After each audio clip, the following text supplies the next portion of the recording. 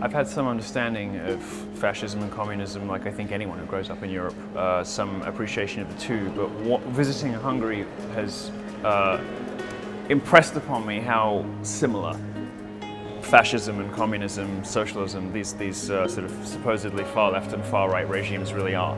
They operate in exactly the same way, and even from the same buildings. You know, and Hungary is a perfect example of what a lot of libertarian and freedom-minded Christians in Europe and in America like to observe, which is that there's a lot more that communists and fascists have in common than there is that separates them.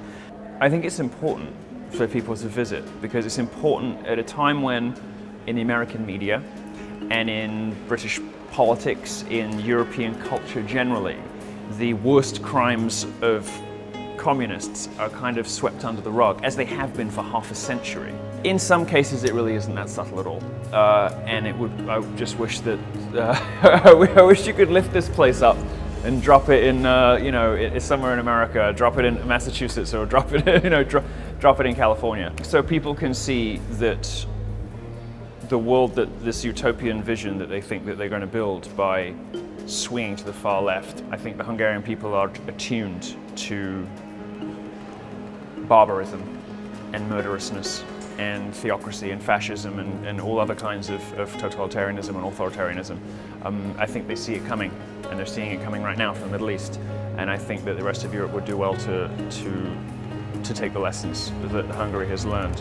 Germany is consumed, for instance, with guilt, well-placed guilt, by the way, about its own past, but that has blinded it to the evils of other kinds of authoritarianism. You know, they don't appreciate that, that Germans, I think, sometimes can't imagine that anything could be as bad as Hitler. Well, they can be as bad as Hitler, and in some places they have been. And Hungary knows that. Germans, I don't think, do. And the rest of Europe, a lot of the bigger countries in Europe who are welcoming in people from radically different cultures who do not believe in the same values of individual autonomy and freedom and personal choice, I think would do well to consider the history of Hungary and hopefully visit.